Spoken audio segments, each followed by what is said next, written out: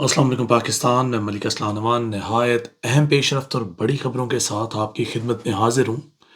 Developments یہ ہیں کہ عمران خان صاحب کو جیل کے اندر آج 86 دن مکمل ہو چکے ہیں اور اس کے رد عمل میں بڑی اہم ڈیولپمنٹس ہیں، لیکن اس سے پہلے شاہ محمود قریشی کے ساتھ کیا ہوا، فردوس عاشق اوان آج کل کیا کہہ رہی ہیں، ڈاکٹر یاسمین راشد کے ساتھ کیا ڈیلنگ ہو رہی ہے، شیخ رشید صاحب نے کیوں ڈیل کی ہے یا مجبوراً باہر آئے ہیں، اس کے علاوہ کاکڑ صاحب کے ساتھ کیا ہوا، اسٹوڈنٹس نے کیا کیا، یہ تمام تر اہم ڈیولپمنٹس ہیں اور ان کے ریمارکس نہایت اہم ہیں۔ مولانا فضل الرحمان صاحب کی بھی جو ڈیولپمنٹس ہیں وہ بھی ہم آپ سے شیئر کریں گے، لیکن اس سے پہلے غزہ کے اندر 4000 سے زائد بچے اس بے غیرتی کا، اس بے حسی کا، اس بے شرمی کا، یہ اس تمام تر بے حیائی کی وجہ سے اپنی قیمتی جانوں کا نذرانہ دے چکے ہیں اور جہان فانی سے کوچ کر گئے ہیں۔ ایک انٹرویو کے مطابق دیکھیں، والدین کے لیے اولاد سب کچھ ہے اس جہان کے اندر۔ مائیں اپنے بچوں کے جسموں کے اوپر، بازوؤں کے اوپر،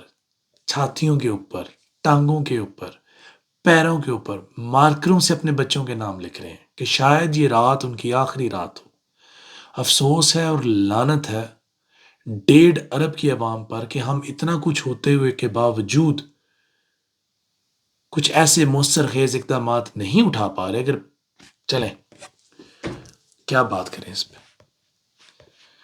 خیر let's continue over topic. Doctor Yasmin Rashid صاحب کی غیر رسمی گفتگو ہوئی میڈیا کے ساتھ۔ انہوں نے بولا کہ میں پریس کانفرنس نہیں کروں گی، جتنے غلط مقدمات ہیں انشاءاللہ یہ بھی دیکھے جائیں گے اور یہ مکمل طریقے سے ہم اس کو فیس کریں گے اور میں وکٹوریس ہو کر باہر آؤں گی۔ جب میں وکٹوریس ہو کے باہر آؤں گی تو انشاءاللہ تعالی ہم ان کا مقابلہ کریں گے، اور یہ اتنے ڈرپوک اور بزدل ثابت ہوئے ہیں کہ یہ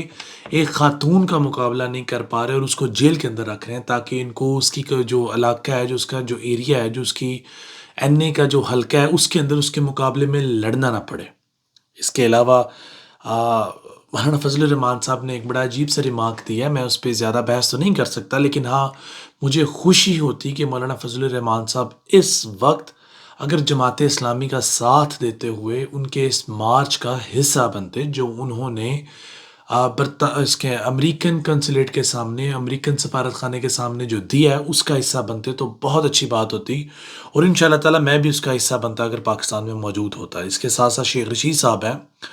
وہ کہتے ہیں جی انہوں نے بتا ہی دیا ان کے ساتھ کیا ہوا ہے۔ 30 کلو وزن جناب کا گر گیا اور کالج لیول کا انہوں نے کوٹ پہن لیا۔ دکھ کی بات تو یہ ہے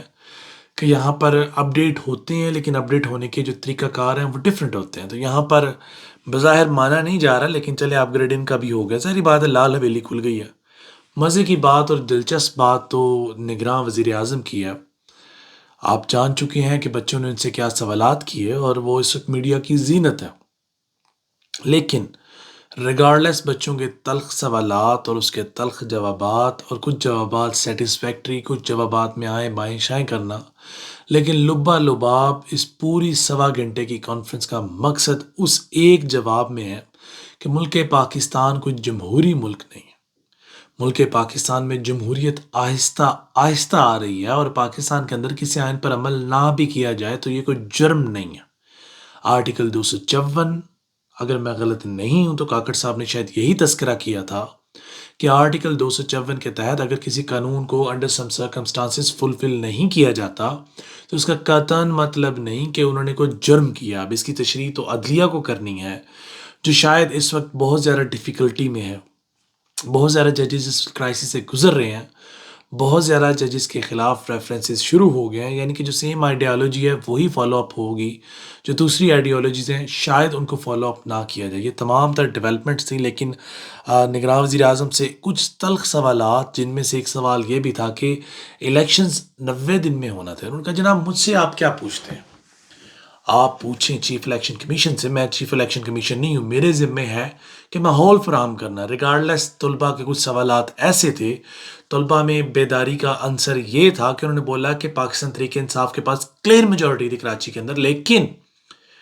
صاف اور شفاف کا عمل نہ ہونا اس بات کا منہ بولتا ثبوت ہے کہ پاکستان پیپلز پارٹی نے میرا اپنا بنا لیا۔ بچوں کے سوالات میں دم ایڈس کا مطلب یہ ہے کہ قوم اس وقت جاگ رہی ہے، قوم اس وقت آنکھیں کھول کر بیٹھی ہے، اور اگر قوم جاگ رہی ہے اور قوم آنکھیں کھول کر بیٹھی ہے تو جناب والا آج اگر الیکشنز ہوتے ہیں اور 50 سے 60% بھی الیکشنز فیئر ہوتے ہیں تو یہ بات آپ مان لیجئے کہ جھرلو پھر جانا، وائٹ واش ہو سکتا ہے۔ اور یہاں اگر تمام تر یوتھ اور تمام تر پاکستان تحریک انصاف کے سپورٹرز بیلٹ پیپر کو کراس کر دیں یا ان میں سے کوئی نہیں والا ٹھپا لگا دیں تو پھر پوری دنیا کے اندر ہمارے ملک کی کیا عزت رہ جائے گی؟ کیا کسی ایک بڑی سیاسی جماعت کو الیکشن سے باہر کر کر کیا ہم جمہوریت کو زندہ رکھ سکتے ہیں؟ ایک بہت بڑا سوال ہے جو میں آپ سامعین کے لیے چھوڑے جا رہا ہوں، اور میں امید کرتا ہوں کہ کامنٹ سیکشن میں آپ اپنی قیمتی آراء سے ہمیں ضرور آگاہ کریں گے۔ ہماری اصلاح کے لیے اور ڈیلی بیسس پر فالو اپس کے لیے آپ ہمیں ہمارے پیج پر، ہمارے کسی بھی پلیٹ فارم پر فالو کر سکتے ہیں۔ ابھی تک کے لیے اپنے اس کو اجازت دیں۔ فی امان اللہ، خوش رہیں، آباد رہیں، اور جس شخص نے اس ملک پاکستان کا برا چاہا اللہ اس کی نسل غارت کرے، وہ چاہے کہیں سے بھی ہو، وہ کسی ادارے کا حصہ ہو، وہ کوئی انڈیویجول ہو، یا حکومت وقت کا حصہ ہو، یا اپوزیشن کا حصہ ہو، یا جو جیلوں میں ہیں ان میں سے ہو، یا جو جیلوں سے باہر دندناتے پھر رہے ہیں چاہے ان میں سے ہی کیوں نہ ہو، جس شخص نے، لیکن اس بات پہ تو کوئی دو راہ نہیں ہونی چاہیے، ہر ایک کو حق آزادی رائے ہے، اور میں اپنے حق آزادی رائے کو استعمال کرتے ہوئے اعلان یہ بد دعا دیتا ہوں ہر اس شخص کو جس شخص نے کسی بھی طریقے سے اس ملک پاکستان کا یا اس ملک پاکستان میں رہنے والی شہریوں کا برا چاہا۔ اب اس بات سے کسی کو برا لگتا ہے اور یہ بات کسی پر گراں گزرتی ہے تو گزرے۔ فی امان اللہ، اللہ حافظ۔